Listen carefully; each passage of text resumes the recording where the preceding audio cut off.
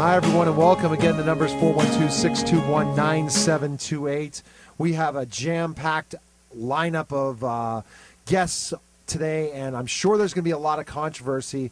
And I want you to go to my website at www.totaltutor.org. You can access podcasts of my shows, read my blog, and hear about all the stations that are picking up the Total Education Hour show.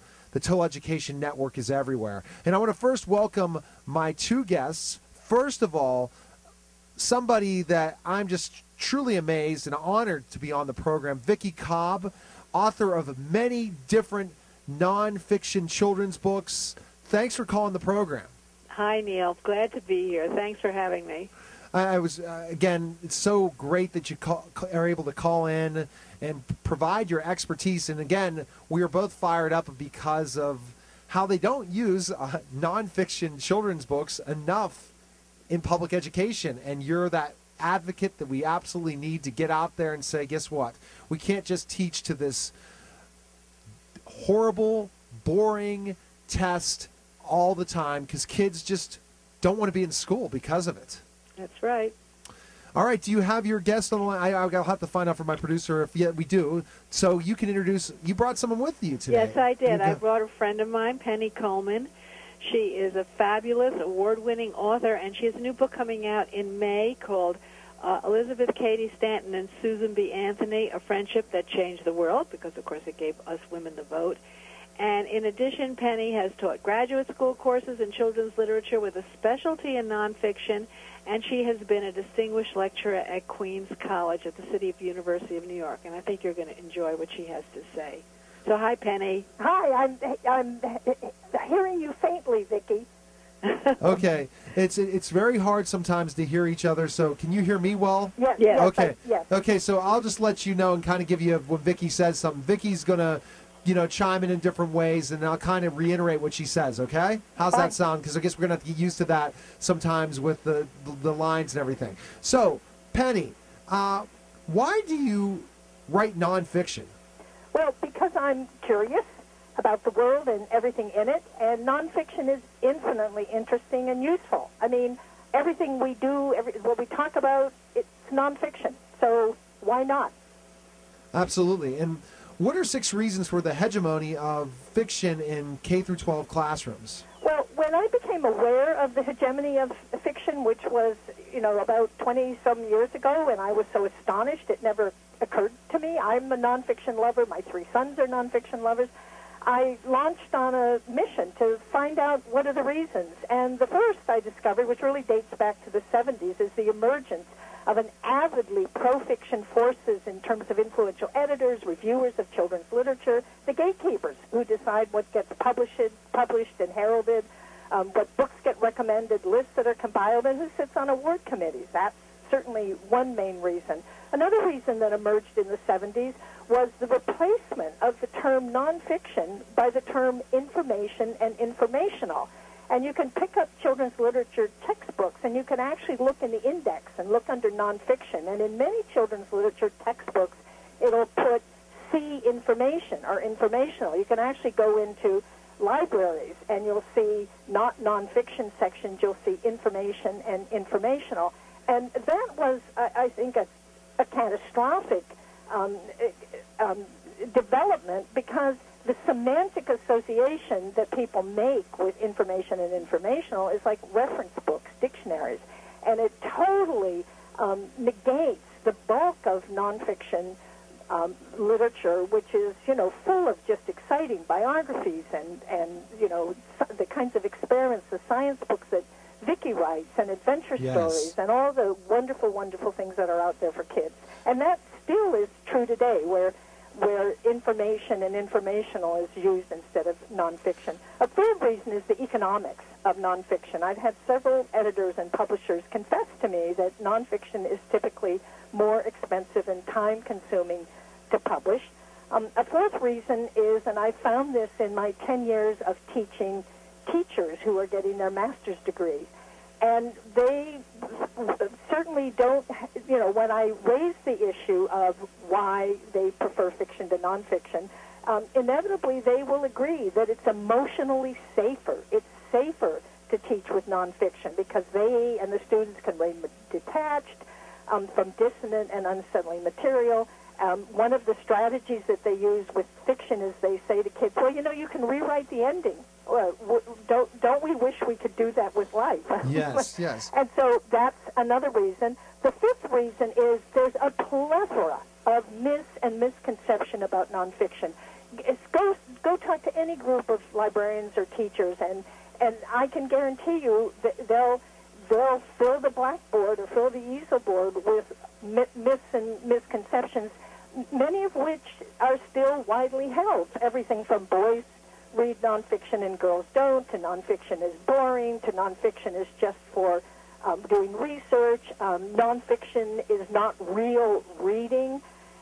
The sixth reason, which actually just emerged out of my teaching in the last really couple of years, which is probably one of the more astonishing and sort of tenacious reasons to get at, is that the need for teachers, as one of my students said, to know more, to have to know content. And I remember when this came out in one of my classes, I just sort of stood dumbstruck because it just I couldn't kind of grasp, and particularly in the elementary grades, when the emphasis in the elementary grades is to teach kids skills.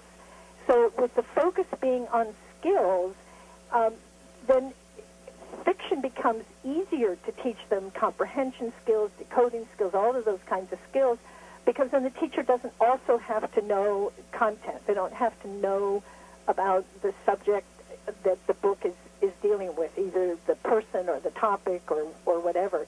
And so those are the things that I've with my mission to kind of account for the hegemony of fiction. The 6 reasons that I've certainly put forth and have tested and gotten confirmed by any number of teachers who kind of look at me and say, yes, actually that matches what has been their experience and why they use fiction over nonfiction. So now, when I listen to this, Penny, and I hear what you're talking about, I say to myself, nonfiction, again, really when I went to graduate school at Duquesne University in elementary education, I'd never heard them mention it a lot. They never really provided that as something, as an option to help students be engaged more. But I see how important content is. It's not being taught in social studies anymore, that's for sure.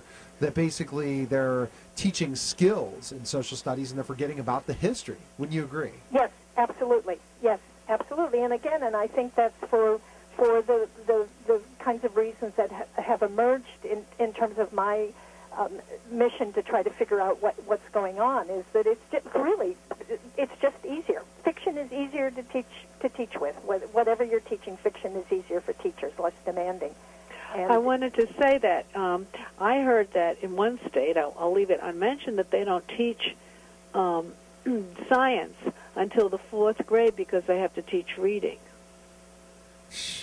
And I mean, and I'll tell you right now, Vicki, I know this is definitely a conversation, social studies, 'cause I love social studies because I have my undergrad in history, but science cannot be fun unless you learn the content and understand it. I mean, that's right. If you're teaching just skills, how are they going to ever become scientists? How are they going to ever go ahead and do those experiments and stuff? Well, it was interesting. I had an experience last night. I picked up my 7-year-old granddaughter who's in the 2nd grade in a public school in New York, and she was doing her homework, and she was kind of resistant, and I kind of looked at what she had to do, and I looked at it and I said, this is boring. It was just like skills-based homework. And what my granddaughter and every other kid I've ever met when I do school visits or when the youngsters I know, kids want to know stuff. Knowing stuff is what makes them feel empowered and confident and self-assured. That's what kids are craving. They want to understand the world. They want to figure out, how am I going to survive? How am I going to understand this really complex world? I mean, they hear about all these, like the tsunami, what's going on in Japan. Sophie wanted to understand it. She wanted to know about it. She didn't need skills. She needed to understand, where is Japan? What is the tsunami? Exactly. That's what kids need. And we depower kids from living full and productive and lives in which they can contribute if we don't provide them with the knowledge base that they need in order to be competent and confident citizens. And the problem is, if you're talking social studies students, a lot of social studies students don't even know where Japan is located. Absolutely. They don't know any geography at all, and then they try to just teach boring geography. Yeah. And I have run the National Geographic Bee for 3 years. Uh-huh. And if we had a curriculum like the National Geographic Bee, you would not believe it, Vicki, how engaged these students would be, because it's not just looking at a bunch of maps. It's learning about the cultures of the people all over the world, learning about what they dress like, what they eat, what they how they worship, the type of weather, things that kids really are interested in. But guess what? Or talking current events. All they do is say, here's a bunch of maps, and let's memorize them. They has to be put in context, and it has to have a humanity basis. It is shared humanity that is the common denominator of all authentic communication. And what Penny does it in her books is she gives you the story, the human story behind the facts. The facts by themselves are very boring. Exactly. And facts and no story, not interesting. Absolutely. And what are the antidotes to this whole situation? How are we going to fix this when you're talking about these 6 reasons? Well, do you want me to just go quickly through each reason? Sure, definitely. You're going to be on until about 5, so just keep rolling. Okay. For the first reason, the influence of avidly pro-fiction forces, it's to do what Vicki's been doing.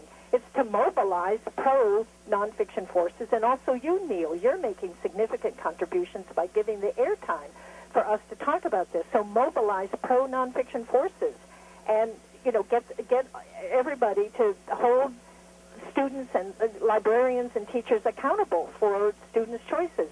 This business of using information and informational instead of nonfiction is sort of easy. It's just, I actually had a colleague who is the editor of a major children's literature textbook, and I raised this issue with her, and we went back and forth, and she actually changed the title so that now this children's literature textbook no longer reads informational books, it reads nonfiction books. And that's still controversial. I mean, there's been lots of back and forth about the use of nonfiction, that it's a negative, it's a non-word. But one of my favorite quotes is an essayist, Amy Cruz Rosenthal, who wrote, quote, non-fiction, non-made up, not true. And that, she says, that nonfiction beckons me with its self-assuring first 3 letters. And again, that's something think about kids when they come to you and you tell them a story. I bet 9 times out of 10, the kid will look at you and say, is that true? Did that really happen? Kids want to know the difference between what is and isn't true, what is and isn't made up. The economics of nonfiction, that it's more expensive, well, I think the answer is that all of us who are making decisions about buying books is to make sure we allocate some of our resources to buying nonfiction books, and to go to used book sales. Yes. Libraries have them. I mean, I think it's just a matter. Put them on your gift list. Be explicit. If you're a teacher and you're wanting books, then be explicit about asking for nonfiction books. There are lots of places to get really good lists. There's also lots of free printed information. You know that, Neil, yes, as a historian and a geographer. Museums, historic sites, tourist information centers, you can collect tons of free, excellent printed nonfiction material. Write to government agencies, trade associations. Yes. There's lots. Scour the internet.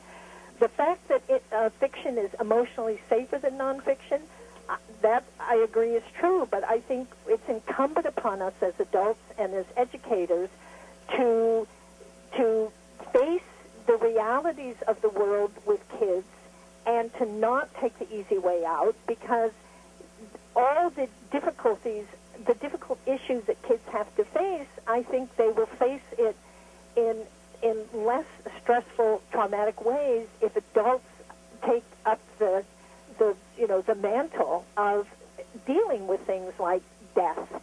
I've written Corpses, Coffins, and Crypts, A History of Burial.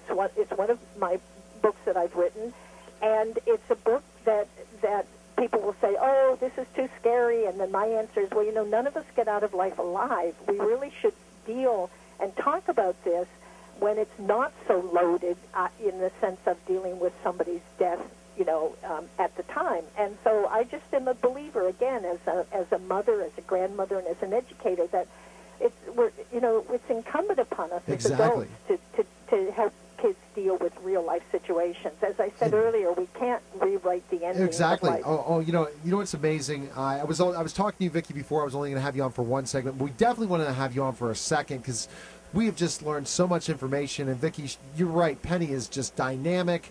I'm learning so much from this interview. Again, I just think the bottom line is, and I want to ask a question: how can we get our new teachers to go out there? And you can answer this question after we take a little bit of a break. How can we get new teachers to adopt nonfiction and really say that this is what I need to teach, even though these bureaucrats in Washington, D.C. are telling me to teach something different? How can I develop in my teaching toolbox the ability to use books like Vicki's and books like yours, Penny, to really engage these students and also maybe consult in a way to provide more interesting content in textbooks? So we'll talk about those things when we come back. Again, we're on with Vicki Cobb and Penny Coleman. And Penny and Vicki are fantastic nonfiction children's books writers. And I really didn't know a lot about it until I met you, Vicki. So I really appreciate you connecting me this. And I'm going to really try to push this everywhere I talk to people. Say, you know what? We need children's nonfiction books to be in the center of a classroom, not where they're just in the librarian's shelf. Exactly. It's terrible what's happening. And also, Neil, any teacher, educators, schools of education, talk to those folks too. I definitely will. But we got to take a break.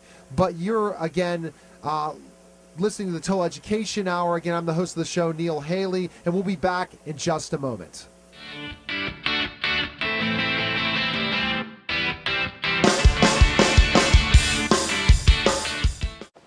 Kenny, jàngal ma sa table de multiplication ma dégg.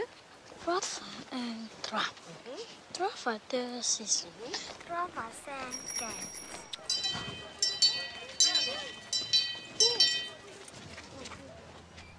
Bu jëkk Mariama ndax mën nga ñoo wax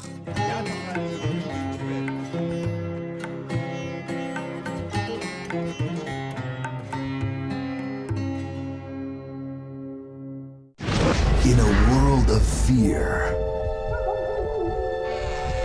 what they needed most was each other. Here comes the monster. The Tickle Monster. Just imagine what a little time can do for your family. From the Church of Jesus Christ of Latter-day Saints. Our fugitive has been on the run for 90 minutes. Average foot speed over uneven terrain, barring any injuries, is 4 miles per hour. What I need from each and every one of you is a full target search of every gas station, residence, warehouse, farmhouse, hen house, outhouse, and doghouse in that area. Your fugitive has just cashed in his 401k plan, and all he had to do was roll it over. Learn about rollovers and protecting your financial future, and choose to save. You can't mess with a big dog.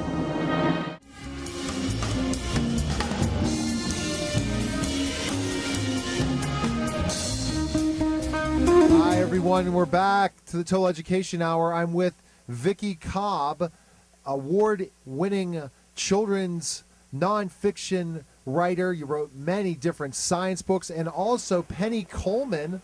Soon to you're another award-winning children's nonfiction writer, and your new book, Elizabeth Cady Stanton and Susan B. Anthony, A Friendship That Changed the World, will be soon out. So yeah, May 10th. May 10th, there'll be that. Oh, I definitely would like to get a chance to interview you on one of my other Total Education Network stations. But now the question we were kind of gauging now is this.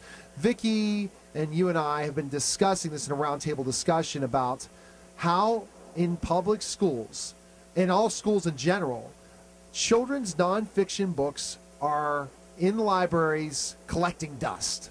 Well, I would say that would be the big thing. And now I thought, well, the only way we're going to be able to do this is how Vicki's trying to advocate, and now I'm going to, is to talk to new prospective teachers to educate them on nonfiction. So the question I want to ask you is, why did you start teaching courses in nonfiction literature in and pre-service teachers? And I think I already have answered your question, but you can tell me a little bit about that. Okay. Well, because when I started making school visits and discovered, again, about 20-some years ago, that I was this anomaly, that I was this, kind of strange writer writing this strange thing, that the hegemony of fiction was just absolutely impenetrable.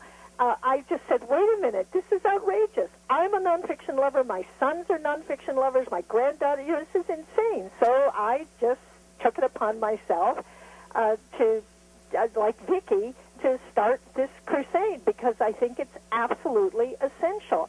And so I started teaching at Teachers College at Columbia University, and then I had a 7-year term as a distinguished lecturer at Queens College teaching teachers.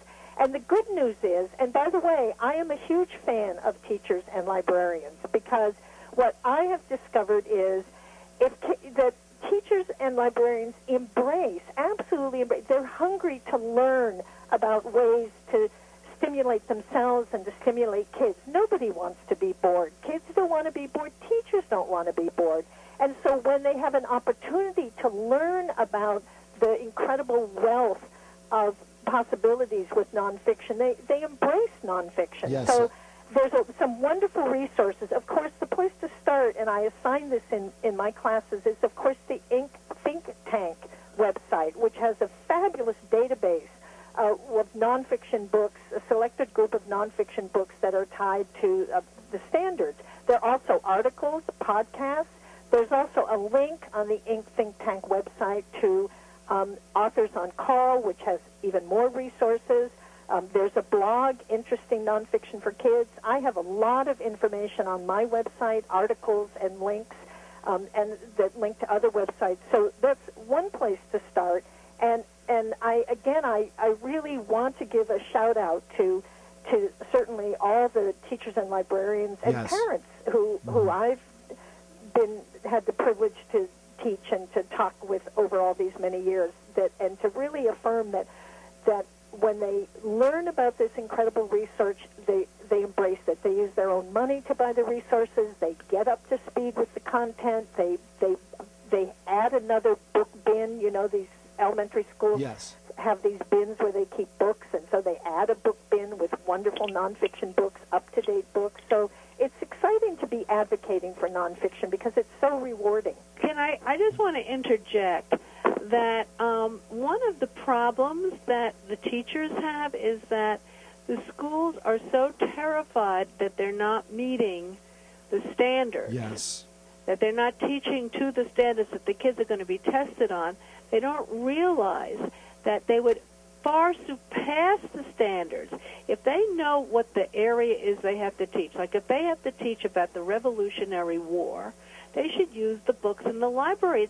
Kids don't all have to read the same book on the subject. We're not making widgets in a factory. The kids can read a book that appeals to them and then say why it appeals to them, as opposed to another book. But to make everybody read the same assignment and do the same assignment is not what's going to foster an interest in reading or an interest in learning. There's another piece, too, with all of this, which is that the research shows that reading scores drop in, like, the third and the fourth grade. And what researchers have discovered is that that's because of the whole lack of comprehension. And Yes. what is the key ingredient of comprehension? The key ingredient of comprehension is not skills, it's knowledge, it's Yes. stuff. And so that one of, it seems to me, the key things that's missing in this testing business is understanding that kids need to know stuff, that you can figure out tests a lot better if you have a knowledge background and base, if you know the knowledge about science and geography and history, that the testing then becomes less of an issue with the more that you know.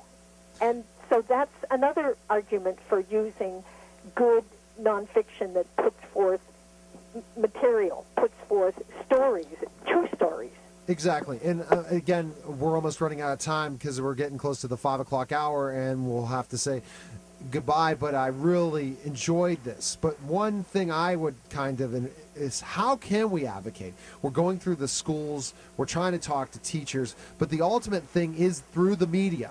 And hopefully through the Total Education Network, and especially the Total Education Hour, and then Vicki posting it all over the place, we're going to get that word and that message out to everyone that, guess what?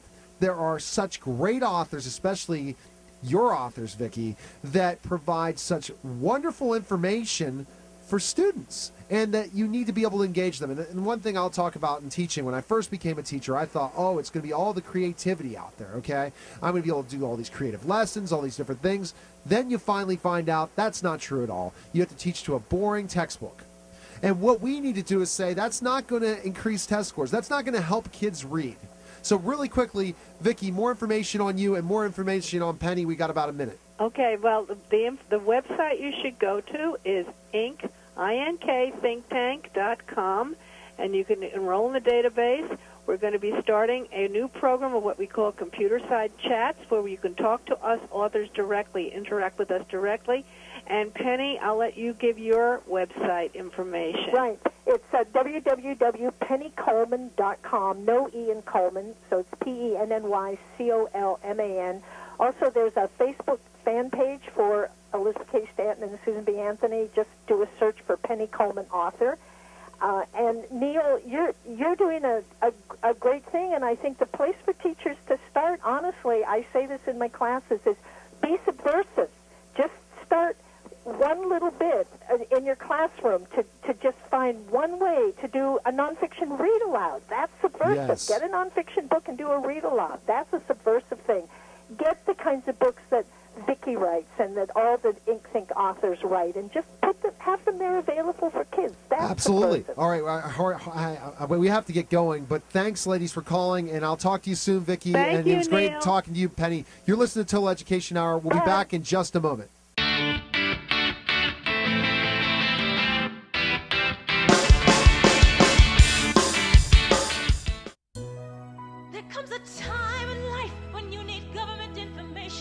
Just don't know which way to turn. Well, there's a place you can go to put an end to your frustration. It's a site that everyone should learn. USA.gov. Find your Social Security benefits online. USA.gov. Our list of jobs will put you on cloud nine. USA.gov. Shop auctions for a used minivan anytime. USA.gov. You can apply for a student loan. USA.gov. Get energy saving tips for your home. USA.gov. So great you might just get carpal tunnel syndrome. It's government made easy for the people. USA.gov. For the people.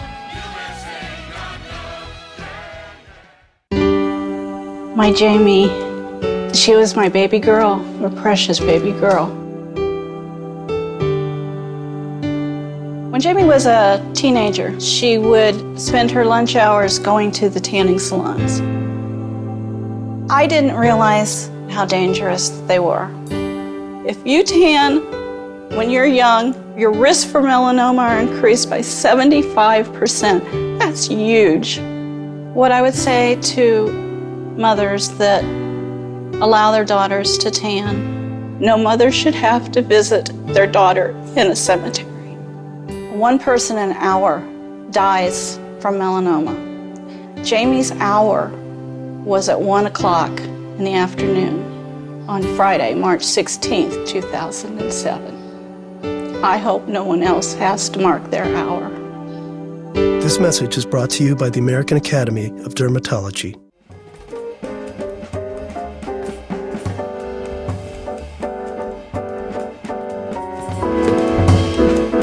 Back to the Total Education Hour. Again, the number is 412-621-9728. Go to my website at www.totaltutor.org. I want to talk about this topic that I think is a hot-button topic. So I think that everyone driving around should think about calling on this one. Tennessee pushes legislation to safeguard anti-evolution teachers. I'll repeat that again. Tennessee pushes legislation to safeguard anti-evolution teachers. And we do have Jason on the line. Jason, I'm going to have my guest on in a second, but when you hear that topic really quickly, what do you think? About safeguarding evolutionary teaching? Anti-evolutionary teaching. Well, I mean, let's be honest. This is a mountain out of a molehill. I think that there's an evangelical movement that's trying to say that the creationism is on equal footing scientifically with Darwin's theory and evolution. Okay, well, we're waiting on our guest, but the bottom line is I don't think my guest would believe the same thing, and I'm going to, again, his name's Rob Roselli, and I think he's on the line. Rob, are you on the line? Yeah, I'm here, Neil. How are you? Okay, awesome. Rob, you're the author of Un-American Genocidal Complex. Thanks for calling the program. And I did send you this article, and it interests you, doesn't it? This whole Tennessee pushes legislation to safeguard anti-evolution teachers. What's your thought? Well, they're doing the right thing. I mean, scientifically, I mean, creationism is absolutely the correct science, and Darwinism is basically a scientific joke and a complete farce.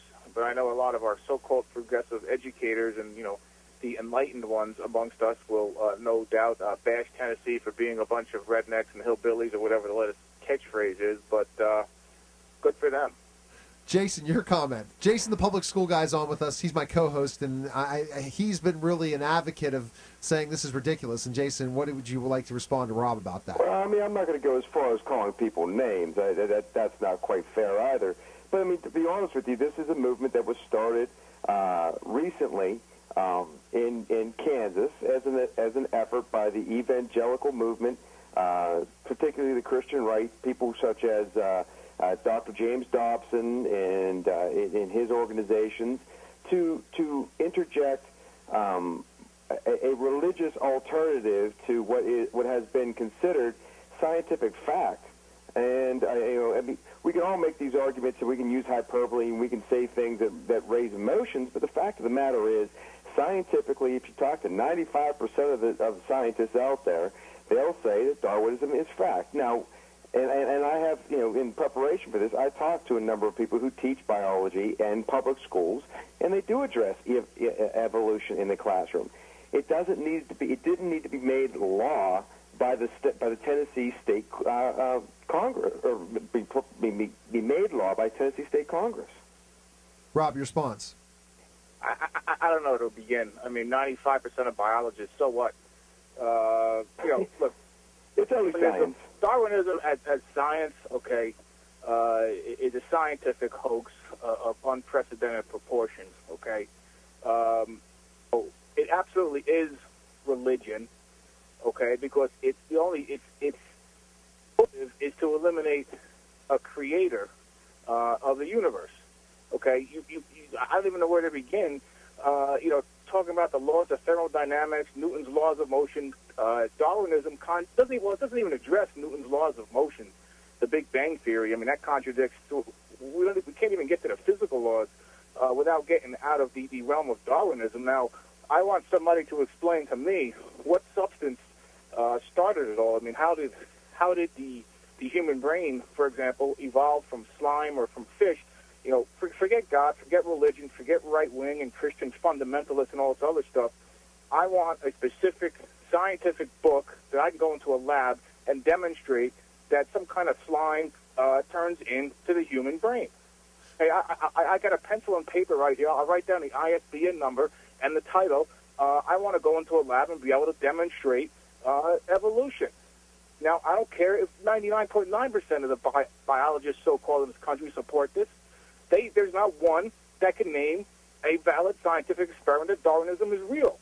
Okay, and the reason because this is the crux of the problem here. They've taken God out of society And it all started with Darwinism, so it's much bigger than quote, just science, okay? That's what's really going on here. Jason.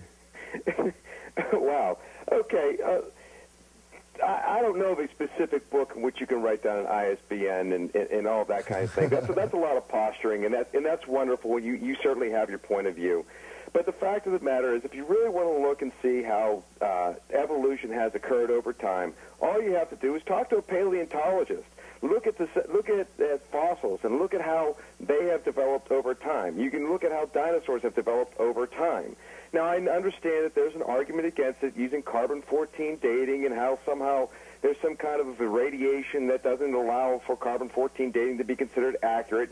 And you can make all those scientific arguments, but all of these arguments have been refuted by the scientists, not just in by biological standards, but by all standards. And let's be perfectly clear about this. Every single time that an argument is made by the creationist side that says that if this is against God, no one has mentioned anything about God on the evolutionary side, and it's the creationists who are trying to turn this into a God. No, I would disagree. I would disagree, Jason. And remember, I told you before, I put the whole Catholic Church spin on things and how we should teach evolution, but ultimately, creationism should not be taught because, again, it's theology, not religion. But again, Rob would disagree. I mean, that fact, I'm just giving the whole Catholic perspective on this.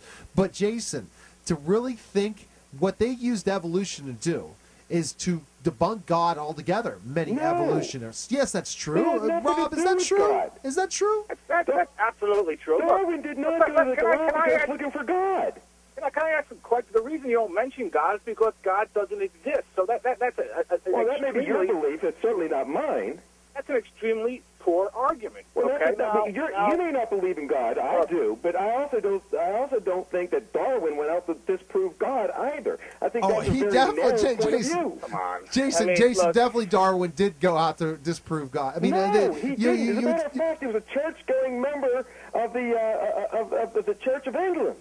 No. Well, is that a real church? No, but the fact of the matter is, it was a little while ago for certain people. No. But let me give you the point, Jason, and I want Rob to respond to this because Rob, you're the debater on this end. But come on now, Jason. Ultimately, people out there that are atheists believe in evolution because there's no God. That's one of the reasons they want that to be their thing.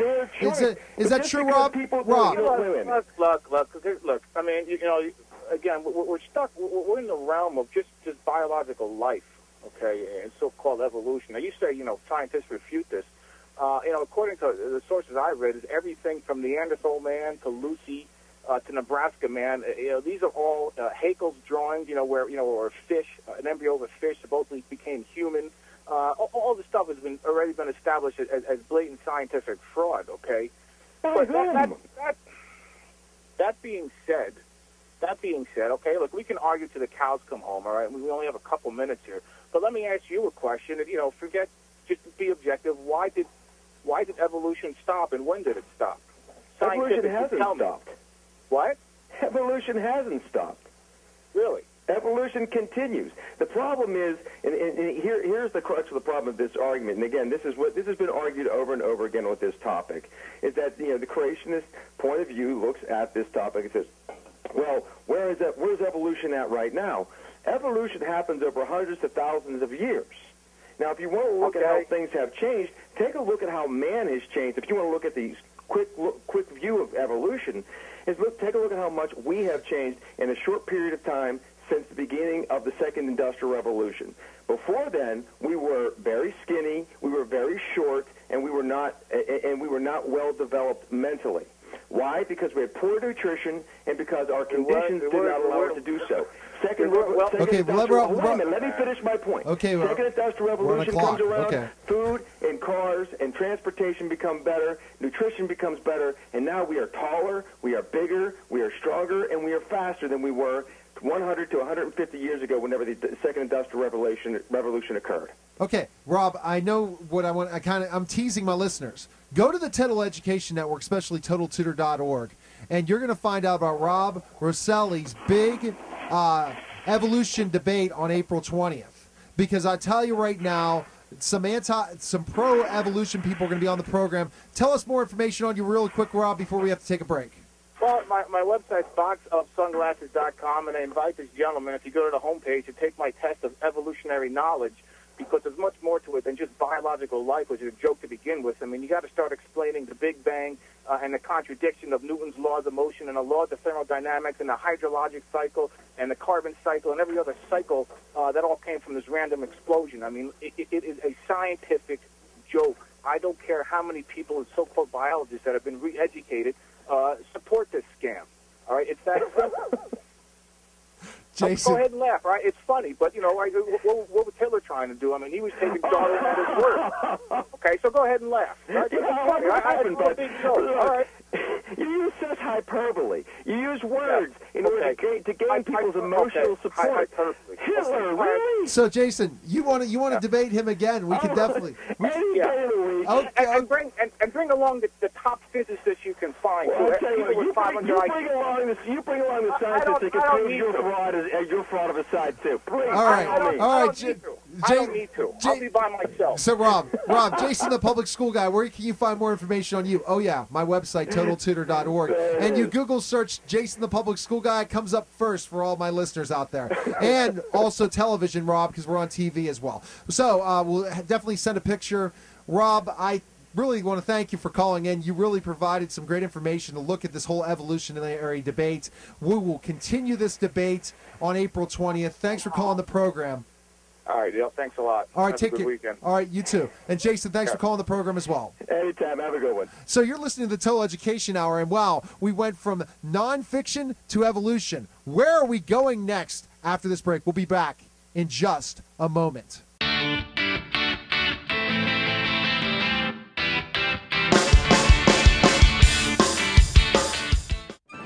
And now, another adventure with Savings Man. And with 0% down, all you have to pay on this mortgage is the interest. Now that's affordable. Are you sure? Savings Man. Watch out, you two. This is not your typical mortgage guy. He's really a subprime mate. Out you go. Monkeying around with the wrong mortgage can destroy your dreams. You're right, Savings Man. Remember, if it sounds too good to be true, it probably is. For more tips and tools, visit choosetosave.org today. Is that thing getting closer? Look how high that thing's going. Look out there. Look at the debris. Give me the camera. No, just drive. I've got it. Zoom in. I can't believe this is happening. Oh, the size of that thing. It's everywhere. Are you getting this? Yeah, I've got it.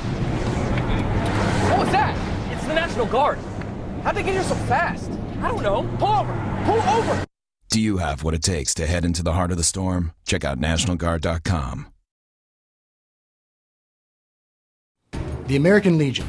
We're a powerful force for the nation. We pledge ourselves to our veterans, our youth, a strong national defense, and Americanism. These four pillars shape our work and what we do for America. We work relentlessly within our four pillars of service, and we succeed. We're committed to making sure all veterans receive the benefits they deserve for the sacrifices they've made in service to America. We support and promote citizenship and integrity in America's future leaders. We know what policies, tools, and manpower our military needs to protect this great country. We fight to get these things done. We're patriots through and through. We promote and defend these values every day in communities across the nation. Go to Legion.org to find out more about the American Legion's commitment of service to America.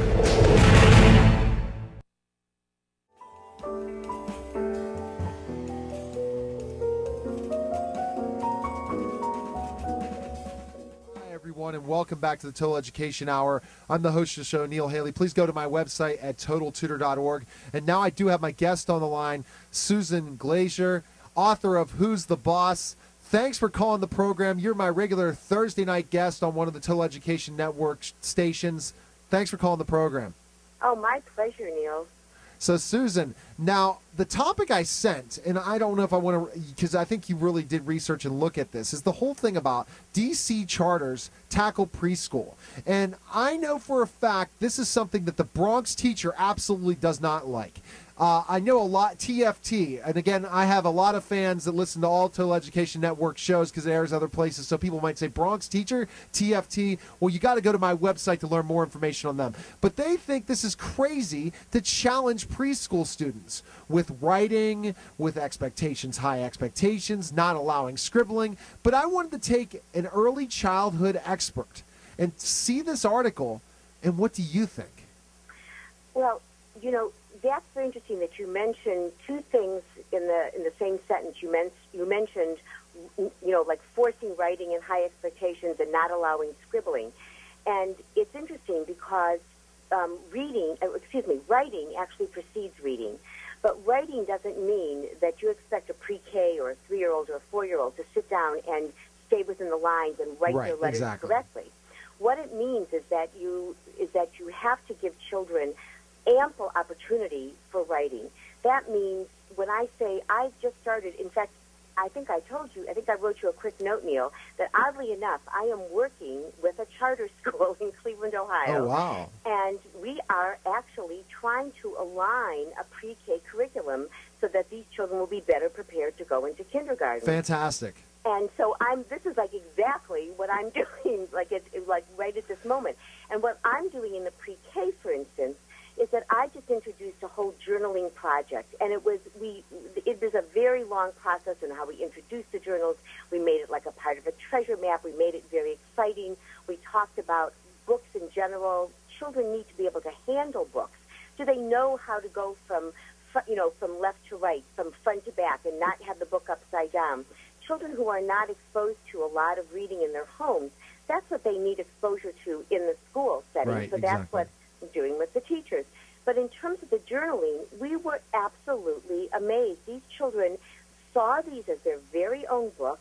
They decorated the front. Those who could write their name, and they all cannot write their name, but, you know, we helped those, wrote their names on it or any way that they thought represented their name. And then they opened their books, and, Neil, this is what we saw. Literally the entire spectrum of what one would expect to see in a pre-K class. Wow. We saw some children just scribbling.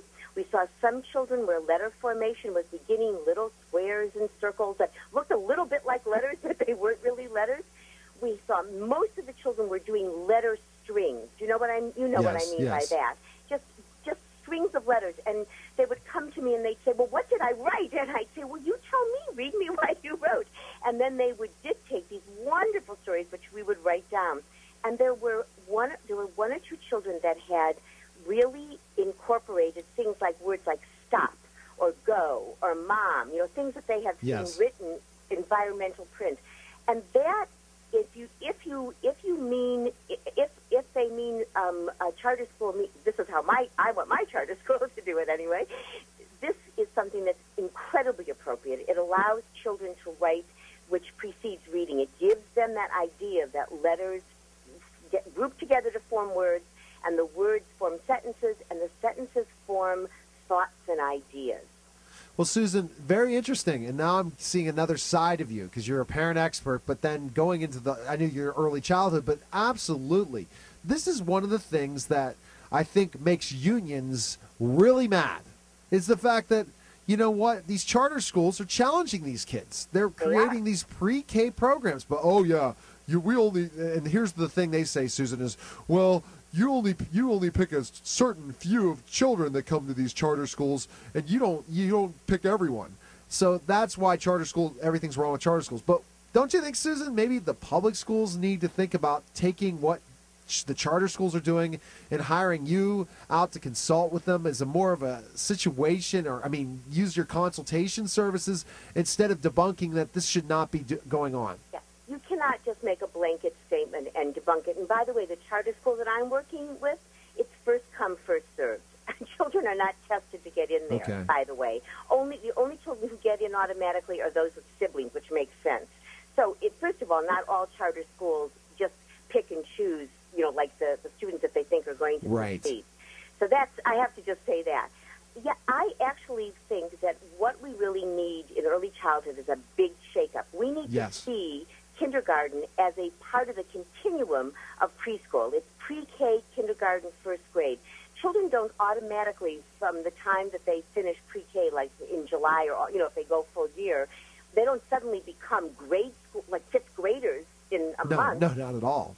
You have to ease them into it. So we have to get away from the idea that only worksheets and paper and pencil tasks are the way that children learn.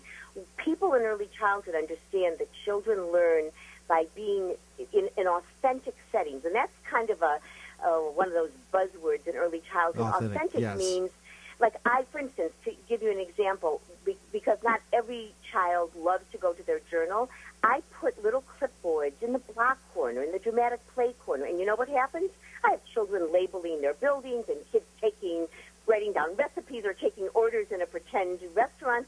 I don't care where they write, as long as they're, and when I say writing, some of it's just scribbling or just letter strings, of course.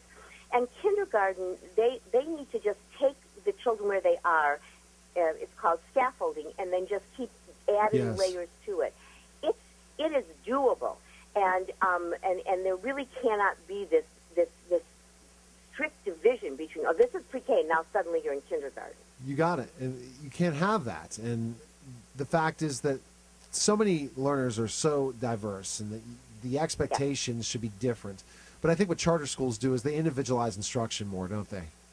I don't know about, I'm only working with my own own charter school, but I have to say that what they do is that they utilize volunteers. So because they're a charter school, they have tapped into very already established volunteer organizations. And so I see volunteers there constantly, and that is individualized because they will take out just one child at a time, a child who is struggling in a certain area. I don't want to let go what you said, very, very important point, that children do not all learn the same.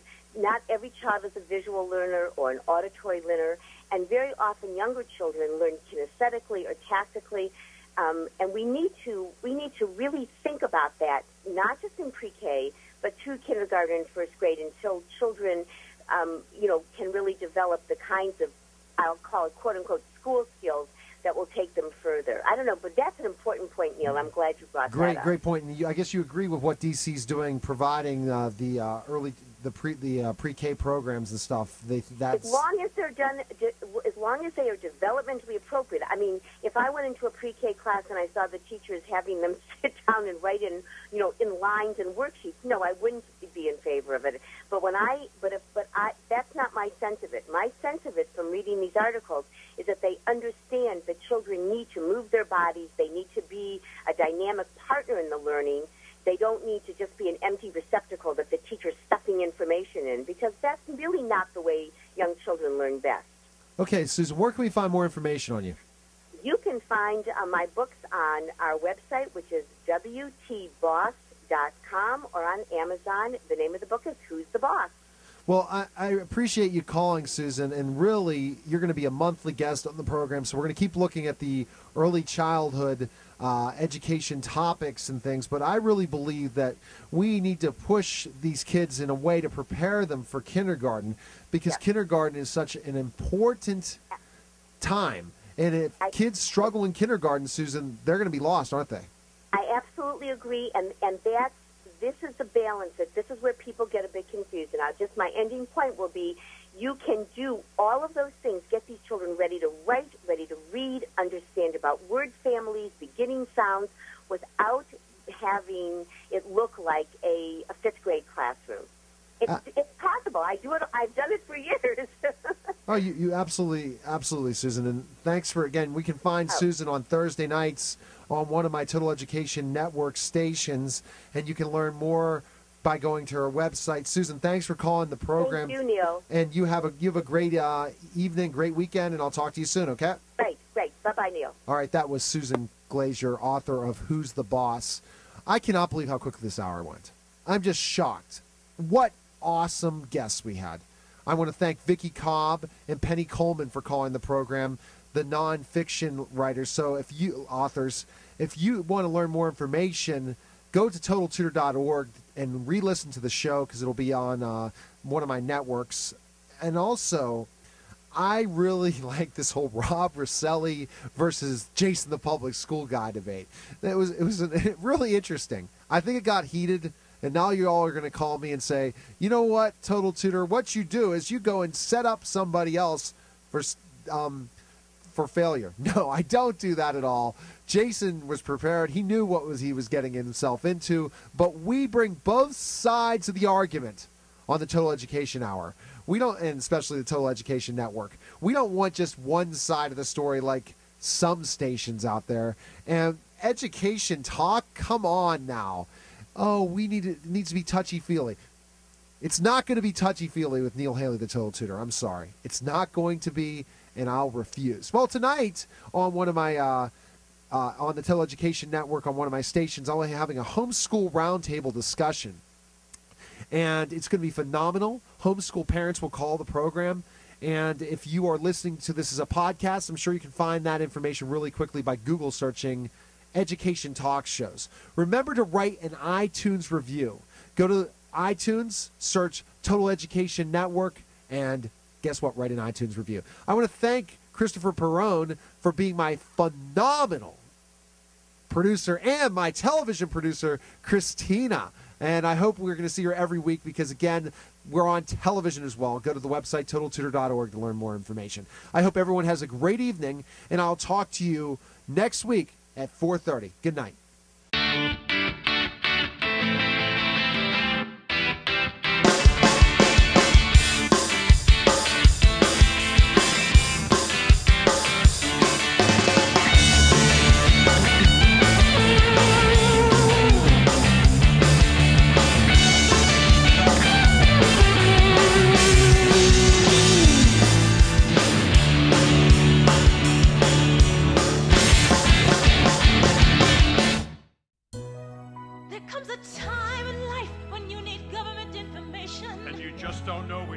To turn. Well, there's a place you can go to put an end to your frustration.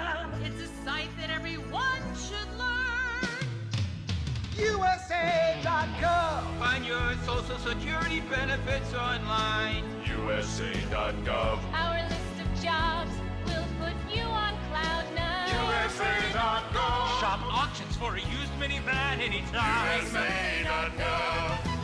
You can apply for a student loan.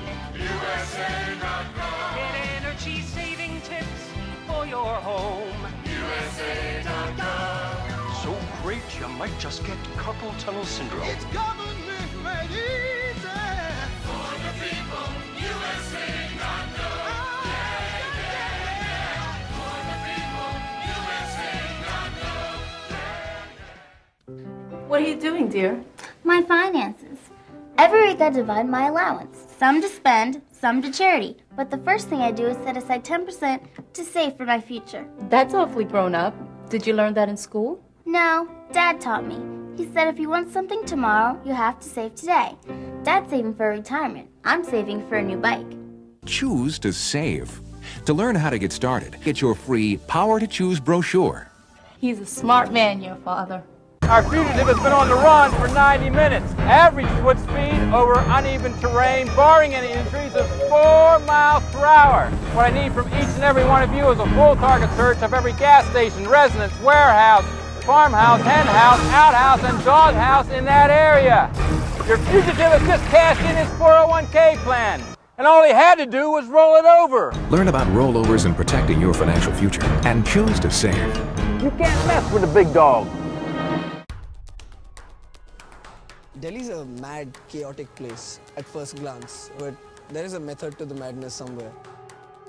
I've lived in Delhi all my life, and I have seen the weather change. The monsoon this year has been more erratic than I can ever remember. It's at least a month and a half late. We've had, I think, highest temperature in the last 50 years. Growing up, you'd wait for a squall. It was short, it was intense, but it used to come nearly every evening, sometime in the beginning of the summer. This year, there's not a drop. Climate change is something that affects everyone. It's not class-specific or society-specific. Some estimates say 2017 Delhi, 15 million people are going to be without water. It's quite scary living in Delhi and knowing that.